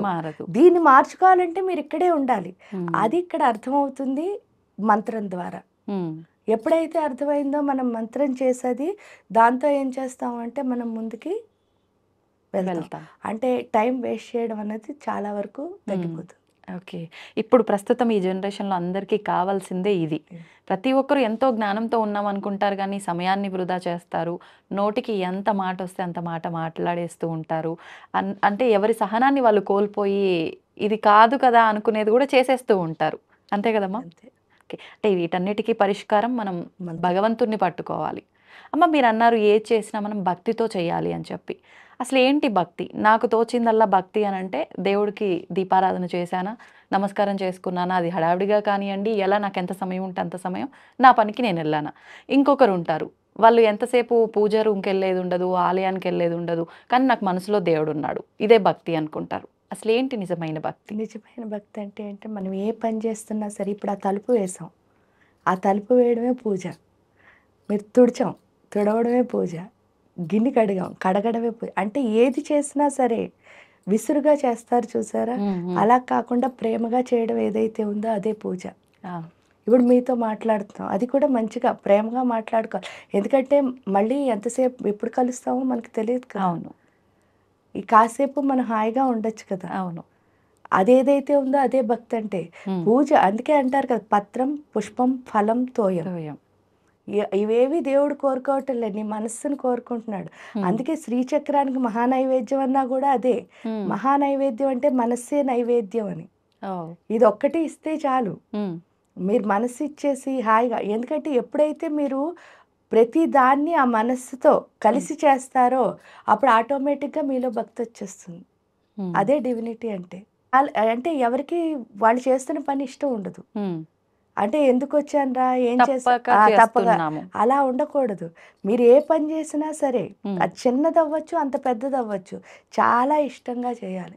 అలా చేస్తేనే లైఫ్లో విజయం కూడా వస్తుంది. ఓకే అమ్మ, శ్రీచక్రం అని చెప్పారు. ఈ మధ్యకాలంలో ప్రతి ఒక్కరూ చెప్తున్నారు శ్రీచక్రం ఇంట్లో పెట్టుకోకూడదు, పెట్టుకున్న పక్షంలో ఖచ్చితంగా నిత్య దీపారాధన, నిత్య అర్చనలు ఉండాలి, ఖచ్చితంగా దాని నైవేద్యం ఉండాలి, ఇలాంటివన్నీ చెప్తున్నారు. ఖచ్చితంగా నియమాలు పాటించాల్సిందే అని చెప్పి. నిజంగా అన్ని నియమాలు పాటించాల్సిన అవసరం ఉందంటారా? శ్రీచక్రానికి అన్నిటికంటే పెద్ద నియమం ఏంటంటే ఆత్మశుద్ధి. మంచి మనసుతో ఏ పని చేసినా సరే హాయిగా ఉండొచ్చు. శ్రీచక్రం ఇంట్లో ఎవరైనా పెట్టుకోవచ్చు. ఎందుకు అంటే శరీరమే శ్రీచక్రం. అక్కడ శరీరంలో ఉన్న నవరంధ్రాలే అక్కడున్న నవావరణలు.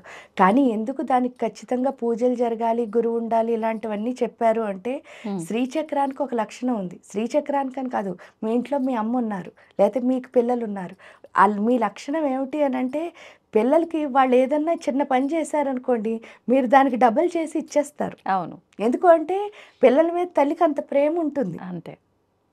మనం ఇంత పని చేస్తే అమ్మ అంత మురిసిపోతుంది. అవును. అంటే ఆవిడ బోల్డ్ చేస్తుంది కానీ అప్పుడు మనకు అర్థం అవ్వదు. కానీ చాలా చిన్న పనే మా పిల్ల చేసింది. ఎందుకంటే ఆ తల్లిలో ఉన్న లక్షణమే మనం ఏది ఇచ్చినా సరే ఇంకా చాలా ఇచ్చేయాలి పిల్లలకి ఆనందం. అలాగే శ్రీచక్రంలో ఉన్న అధిష్టాన దేవత లలితా మహారాజ్ని. ఆ లలిత మనందరికీ అమ్మ కదా. అంటే ఏంటంటే ఇక్కడ మనతో పాటు ఒక 80 ఏళ్ళు ఉండే అమ్మకే మన మీద ఇంత ప్రేమ ఉంటే మనం ఎన్ని జన్మలు ఎత్తుతున్నామో అన్ని జన్మలు మనతో పాటు వస్తున్న అమ్మకి మన మీద ఇంకా ప్రేమ ఉంటుంది కదా. అందువల్ల అక్కడ ఏంటి అంటే ఆ శ్రీచక్రంలో ఉన్న అమ్మ మనం ఏది ఇచ్చినా సరే అన్ని రెట్లు ఇచ్చేస్తుంది. జనరల్గా పూజ చేయమనడానికి కారణం ఏమిటి అంటే మంత్రంతో పూజ ఎప్పుడు చేస్తామో మనకేమవుతుంది, ప్రశాంతత, ఆనందం, ఇలాంటి మంచివన్నీ వస్తాయి. లేదు నార్మల్గా వదిలేస్తే ఏమవుతుందంటే ఇంట్లో ఉన్న ఎమోషన్స్, మనలో ఉన్న కోపాలు అవన్నీ కదా, మళ్ళీ అవి ఏమవుతున్నాయి, రిటర్న్ బ్యాక్ వస్తాయి ఎక్కువ. అందుకని చెప్పేసి దానికి ఖచ్చితంగా పూజ జరగాలి అని అంటారు. మనం మంచి మనసుతో అయ్యో నాకేం ఎమోషన్స్ లేవు అని శ్రీచక్రం పెట్టుకుంటే అసలు తప్పు కాదు. కాకపోతే పెట్టుకున్న తర్వాత ఏంటి అంటే పంచపూజలు, ఖడ్గమాలో ఏదో ఒకటి చదువుకుంటూ ఉంటే అక్కడ కొంచెం శక్తి అన్నది మంచిగా ఉంటుంది, పాజిటివ్ ఎనర్జీ ఉండటానికి ఆస్కారం ఉంటుంది. మనం అమ్మవారి నామాన్ని, మంత్రాన్ని ఎప్పుడు ఉచ్చరించాలన్నా, ఏ ఆలయానికి వెళ్ళినా నార్మల్గా కూడా శ్రీమాత్రే నమః అని చెప్పి తలుచుకుంటూ ఉంటాము. అసలు ఏంటమ్మా శ్రీమాత్రే నమః అంటే ఏంటి? శ్రీమాత్రే నమః, శ్రీ అన్నదానికి ఫస్ట్ చెప్దాం. ఎందుకంటే మీకు చాలాసార్లు అమ్మవారిని రహస్య విద్య అని చెప్తాం. ఇది 2 రకాలు. ఒకటి ఉత్తిష్ట విద్య అని చెప్తారు, రెండోది రహస్య విద్య అని చెప్తారు. ఇప్పుడు మనం రహస్య విద్య గురించి మాట్లాడుకుంటున్నాం. ఈ రహస్య విద్య అంటే ఏంటి అంటే చాలామంది అది దాచేసి విద్య అంటే ఎవరికి చెప్పకూడదేమో అని చెప్పి చాలామంది కొంతమంది చదవాలని ఇలా రూల్స్ అయిపోయాయి. కానీ ఇక్కడికి వచ్చేసరికి రహస్య విద్య అంటే ఏంటి రహస్యం అసలు అంటే రహస్యం అంటే ఛేదించు అని, అంటే లోపలికి వెళ్ళి చూడు డీప్గా, అప్పుడు నీకు అర్థం అవుతుంది అని చెప్పడం. ఇక్కడ ఆ రహస్యం ఏమిటి అంటే శ్రీ అన్నదే రహస్యం. ఎందుకు శ్రీ అన్నది రహస్యం అండి అంటారు. మామూలుగా ఏదైనా మీరు కాళీ గురించి పూజ చేసుకున్నారు, ఏమంటున్నారు, కాళికాదేవికి పూజ చేశానండి, ఇది కాళీ విద్య. విష్ణుమూర్తికి పూజ చేశారు, విష్ణు విద్య అంటున్నారు. శివుడు లేకపోతే కుమారస్వామి ఎవరైతే వాళ్ళ పేరుతో వచ్చేస్తుంది. ఇక్కడ శ్రీ విద్య అంటే అసలు ఎవరో తెలియట్లేదు, అదే రహస్యం. ఈ శ్రీ అన్నది పోని శ్రీ విద్య ఉపాసకులు అంటే ఎవరు అని అంటే ఎవరో ఒకళ్ళు స్పెషల్గా చూపించి వీళ్ళు అమ్మవారు పూజ చేస్తారండి, వీళ్ళు శ్రీ విద్యా ఉపాసకులు అని చెప్తున్నాం. అసలు నిజమా అని ప్రశ్నించుకుంటే ఈ భూమి మీద పుట్టిన ప్రతి హిందువు శ్రీ విద్యా ఉపాసకుడే. అది ఎలా అండి అంటారు, మీరు పుట్టారు, ఫస్ట్ పుట్టగానే ఒక శుభకార్యం ఏదైనా జరిగిందనుకోండి, వెంటనే శ్రీమన్ రాసే మనం మొదలు పెడతాం. అంటే మనం శ్రీ విద్యా ఉపాసకులవే కదా. మన ఆడవాళ్ళని ఎవరైనా పొగడాలి అంటే ఒక మంచి పని ఏదో చేశారు వాళ్ళని పొగడాలి, ఏమంటున్నారు, శ్రీమతి గారు అంటున్నారు. అంటే మరి శ్రీ వచ్చిందా, పురుషుల్ని పొగడాలి, శ్రీ గారు అంటున్నారు. అంటే శ్రీ అన్నది ఒక రెస్పెక్ట్కి వాడుతున్నాం, ఒక శుభానికి వాడుతున్నాం. మళ్ళీ ఇంకో చోట వచ్చేసరికి లక్ష్మి అంటున్నాం, సరస్వతి అంటున్నాం, పార్వతి అంటున్నాం. అంటే శ్రీ విద్యా ఉపాసన అన్నది మనకు అసలు పుట్టుకతోనే ఉంది. దానికి కారణం ఏమిటి అని అంటారు. ఏమిటి అంటే అమ్మనితో విడిపోయిన పిల్లలు ఎవరైనా ఉంటారా, ఉండరు. కాబట్టి మరి అమ్మతో కలిసే ఉండాలి కదా. అందుకని మన అందరం ఆవిడ పిల్లలం కాబట్టి అందరం శ్రీ విద్యా ఉపాసకులమే. ఏడుకు వచ్చేసరికి శ్రీ అంటే అర్థం ఏమిటి అని అన్నప్పుడు శ్రీంకారం. మీరు చూస్తే మామూలుగా ఒక అక్షరం ఏకాక్షర బీజాక్షర మంత్రం, కానీ లోపలికి వెళ్ళేసరికి ఆ శ్రీంలో ఎన్ని అక్షరాలు ఉన్నాయో చూడండి. శకార రకార మకార ఈకారముల శ్రీంకారం. అంటే శ రా మా ఈ.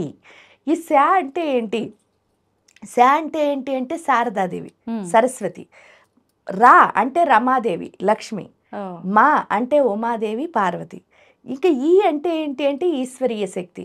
ఈ 4 ఏంటో చెప్పుకుందాం. అసలు శ్రీ విద్యా ఉపాసనలోకి రావాలి అంటే ఫస్ట్ ఏంటిట, నేను వచ్చేస్తాను నేర్చేసుకుంటాను ఇవన్నీ అసలు ఇక్కడ కుదరవు. మన లోపలికి ఆ థాట్ రావాలి అంటే నేను నేర్చుకోవాలి అని నాకు అనిపించాలి అంటే 1,000,000 జన్మలు మానవ జన్మలు ఎత్తాలి. ఆ 1,000,000 జన్మల్లో కూడా 1,000,001 జన్మలో శ్రీ విద్యా ఉపాసన చెయ్యాలి అన్న థాట్ ఆవిడిస్తుందిట. అప్పుడు కూడా మనకి మానవ జన్మ వస్తే అంతకు ముందు అంతా అమ్మతో మనకి ఏదన్నా కనెక్షన్ ఉండాలి ఈ కోటి జన్మల్లోనూ కూడా. అంటే ఇది అంత చాలామంది ఏంటి అంటే ఇంటర్నెట్లో చూసానండి, ఇక్కడెక్కడో చదివానండి మీ గురించి ఇవన్నీ అసలు అవ్వవు.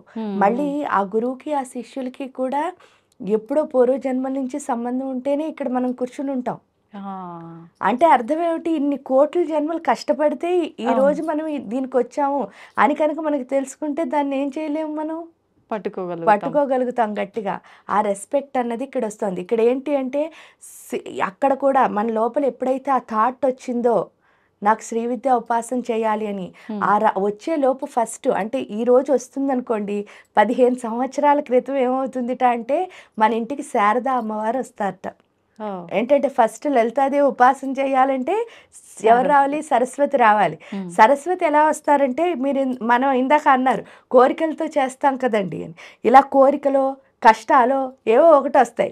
ఏవో ఒకటి వచ్చేసరికి మన ఫ్రెండ్స్ చుట్టాలో లేకపోతే ఎవరో తెలిసిన పెద్దవాళ్ళు పూజలు చేసేవాళ్ళు ఏం చెప్తారంటే, అమ్మ ఇంత కష్టాలతో బాధపడుతున్నారు కదా ఈ మంత్రం చదవండి, లేకపోతే ఈ లలితా శాస్త్రం చదవండి, ఈ ఖడ్గమాలు చదవండి అని ఎవరో ఒకళ్ళు లైఫ్లో మనకి అందిస్తారు. ఆ అందించేసరికి ఏమవుతుందిట, మనం కొన్ని రోజులు ఇది చదువుతూ ఉంటాం. అవునమ్మా. చదువుతూ ఉండేసరికి మనలో జిజ్ఞాస మొదలవుతుంది. ఆ జిజ్ఞాస ఏమిటి అని అంటే చాలా, ఎందుకంటే ఇంతకుముందు చదవనప్పుడు ఎలా ఉన్నాం, చదివాక ఎలా మనకి తేడా తెలుస్తుంది. ఏంటో ప్రశాంతత. అవును. ఆ పీస్ ఏదైతే వచ్చిందో అందులో లలితా సహస్రం చదువుతుంటే ఏంటంటే మనకు తెలియని ఆనందం వస్తూ ఉంటుంది. ఎప్పుడైతే ఆనందం వస్తుందో, ఎందుకంటే అమ్మ కదా ఎప్పుడు పిల్లలు హ్యాపీగా ఉండాలనే కోరుకుంటుంది. ఆ హ్యాపీనెస్ ఎప్పుడైతే వస్తుందో ఈవిడ గురించి ఏదో ఒకటి తెలుసుకోవాలి అని అనిపించేసరికి ఓ 10 ఏళ్ళు క్రితం ఎవరు వస్తారు అంటే రా ఆకారం వస్తుంది. రా అంటే ఏంటి అంటే రమ, లక్ష్మి. ఆవిడ వచ్చి ఏం చేస్తుంది, లక్ష్మి అంటే ఏంటి, విష్ణువు యొక్క శక్తి. ఆ విష్ణువు యొక్క శక్తి అవడం వల్ల ఎప్పుడు విష్ణు మాయలో మనం పడుతున్నామని పడకుండా, ఎందుకంటే మరి ఉపాసనలోకి రావాలంటే మనం మాయల్లో ఉండకూడదు కదా, నిజంలోకి రావాలి. ఆ నిజంలోకి ఎవరు తీసుకొస్తారంటే లక్ష్మి మన తీసుకొస్తుంది. ఎలాగా అంటే మీకు తెలుసు, మనందరికీ తెలుసు లక్ష్మి అంటే ఐశ్వర్యం, ఐశ్వర్యం అంటే డబ్బులు అని అనుకుంటాం. కానీ ఇక్కడికి వచ్చేసరికి అసలు దాన్ని ఎబ్రివేషనే మారిపోతుంది. అదేమిటి అని అంటే లక్ష్మి అంటే డబ్బు ఒక్కటే కాదు. ఎంతమంది అంటే 8 మంది లక్ష్ములు ఉన్నారు. అవునమ్మా. ఆ 8 మంది లక్ష్ములు ఉంటే మనం 7గురిని వదిలేసాం, ఒకళ్ళని పట్టుకున్నాం. అందువల్లే మన గుండెల్లో ఎప్పుడు ఏదో ఒక బాధ ఉంటుందన్నమాట. 8 మంది కనుక గుండెల్లో ఉన్నారనుకోండి, అప్పుడు ఎలా ఉంటాం, అసలైన ఐశ్వర్యం అంటే అదే. ఇక్కడ ఫస్ట్ లక్ష్మి మీరు చూస్తే ఆదిలక్ష్మి అని పిలుస్తారు. ఆదిలక్ష్మి అంటే ఏంటంటే మనకి ఏమున్నా లేకపోయినా పర్వాలేదు, కానీ ఖచ్చితంగా ఉండాల్సింది ఏంటి అంటే ఆత్మశక్తి. మీకు ఆత్మలో ధైర్యం ఉంటే ఏం లేకపోయినా మీరు ధైర్యంగా చేసేయగలుగుతారు. అది రావాలి అంటే ఒకే ఒక మార్గం, అదేంటి అంటే మంత్రం. మీరు మంత్రం ఎంత చదువుతారో అంత ఆత్మశక్తి పెరుగుతుంది. అది లక్ష్మి తెలియచేస్తుంది, ఆదిలక్ష్మి. తర్వాత వచ్చే ఆవిడ ఎవరంటే విద్యాలక్ష్మి. విద్యాలక్ష్మి ఏం చెప్తారు అని అంటే ఎప్పుడైతే మనకి మంత్రంతో ఆత్మశక్తి పెరుగుతుందో స్లోగా జ్ఞానం అర్థం అవుతూ ఉంటుంది. ఏంటి అంటే ప్రతిదాన్ని మనం ఏం చేయాలి, యాక్సెప్ట్ చేయాలి. ఈ యాక్సెప్ట్ చేసే స్థితిలో మనకు ఒకటి అడ్డొస్తుంది. దాని పేరు ఏమిటి అంటే అహంకారం. ఆ అహంకారం ఏదైతే ఉందో దాన్ని మరి తీసేయాలి కదా, అందుకని గజలక్ష్మీదేవి వస్తుంది. గజము అంటే ఏంటి, ఏనుగు. ఏనుగు అంటే అర్థం ఏమిటిట, ఈ సృష్టిలో ప్రతి జీవులు ఎన్ని జీవులు ఉన్నాయో అన్ని జీవుల కంటే పెద్ద అహంకారం ఉన్న జీవి పేరు ఏంటంటే ఏనుగు.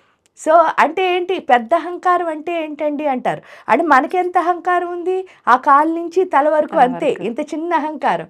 కానీ ఏనుగు అహంకారం అలా లేదుట. ఏమిటి అంటే ఈ సృష్టి అంతా నేనే ఉన్నాను, ఈ సృష్టి మొత్తం నా లోపలే ఉందని.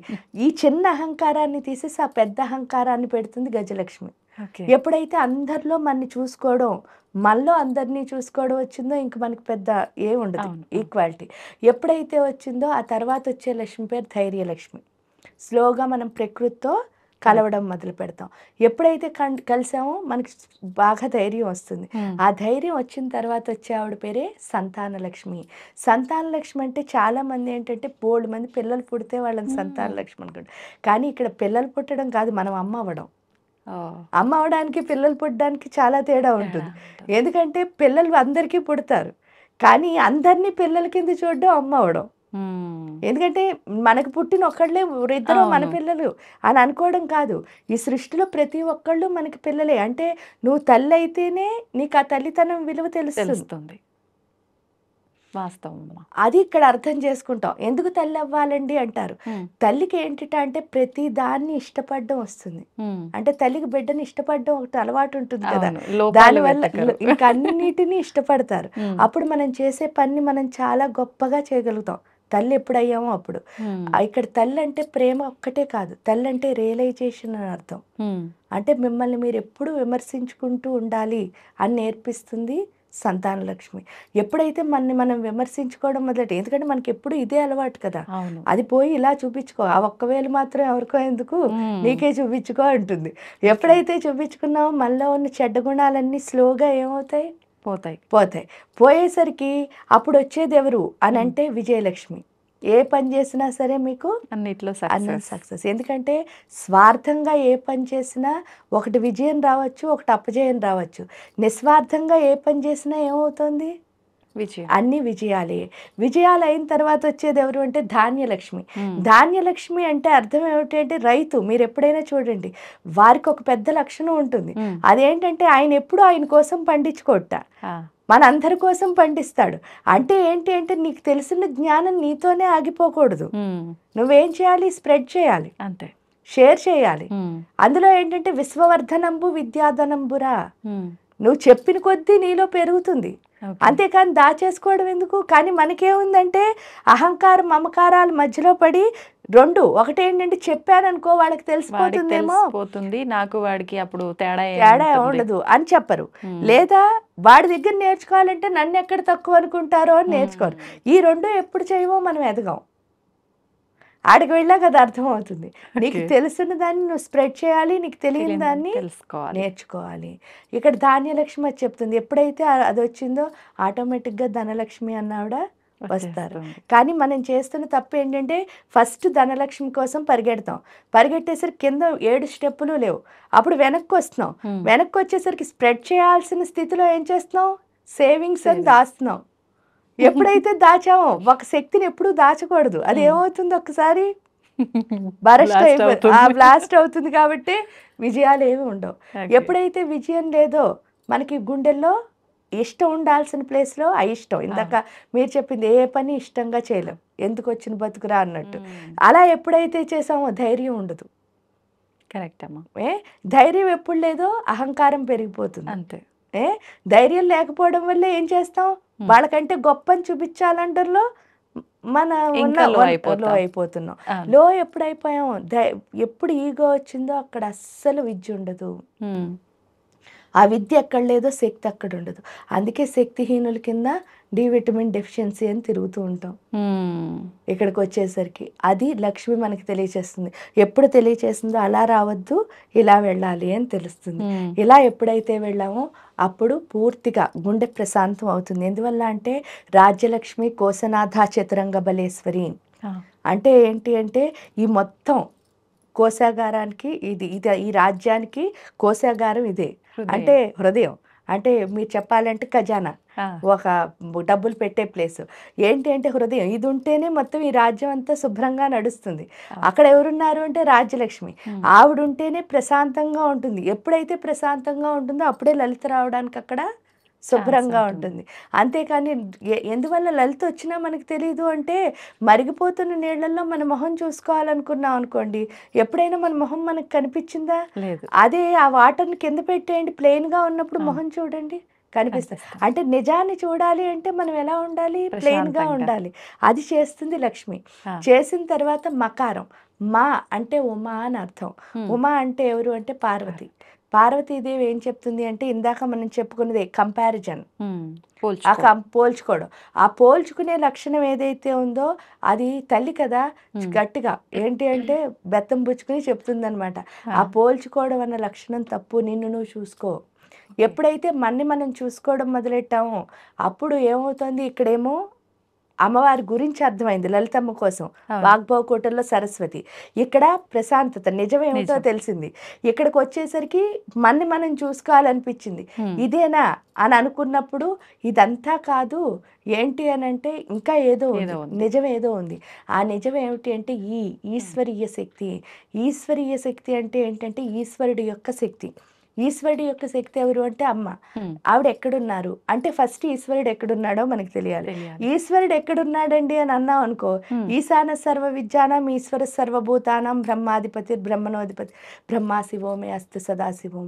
ఈశ్వరుడు ఇక్కడ లేడు అక్కడ ఉన్నాడు అని లేదు, ప్రతి పరమాణువులోనూ ఉన్నాడు, అండపిండ బ్రహ్మాండం అంతా ఉన్నాడు అన్నాడు కదా అని చెప్పి చూద్దాం అనుకున్నాం అనుకోండి, ఎక్కడైనా కనిపిస్తున్నాడా? లేదు. ఎందుకు కనిపించటం లేదు అని ప్రశ్నించుకుంటే మనం ఒక్కసారి రుద్రంకి వెళ్తే రుద్రంలో చెప్తారనమాట, ఆత్మభౌడే ఈశ్వరుడు అని. అంటే మన ఆత్మ ఎవరు అంటే ఈశ్వరుడి యొక్క స్వరూపం. ఓకే, రుద్రుడి యొక్క స్వరూపం మన ఆత్మ. అంటే ప్రతి ఒక్కళ్ళలో ఉన్న ఆత్మ ఎవరు? ఈశ్వరుడు, రుద్రుడే. వాడిని చూడాలంటే మనం ఎక్కడ చూడగలం? లోపలే చూడగలం. ఫస్ట్ నా లోపల నేను చూసుకుంటే మీ లోపల ఉన్నది నాకు అర్థమవుతుంది.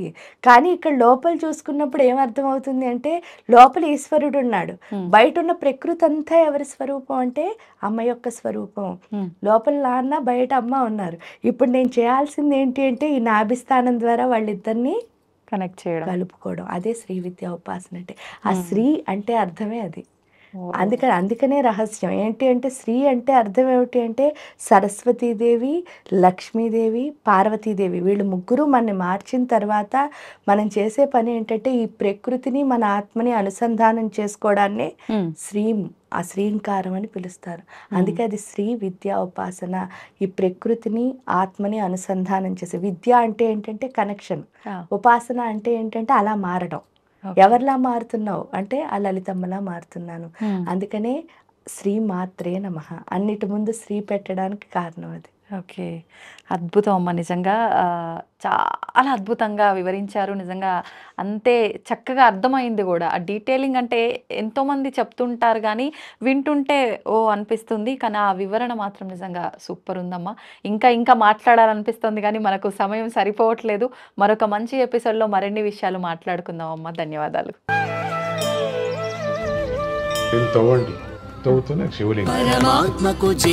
సరే దాన్ని అట్లా కప్పేసేయండి, చూపించదండి. Krishna is there. మూర్తి పూజ కాదు, సాక్షాత్ బ్రజేంద్ర నందన భగవాన్ ఉన్నారు మూర్తిలో. ఏమీ ఆశించకుండా ఆరాధించే వాళ్ళు కూడా ఉన్నారా ప్రభుజీ? నిజమైన భక్తి అంటే మనకు తెలియదు కాబట్టి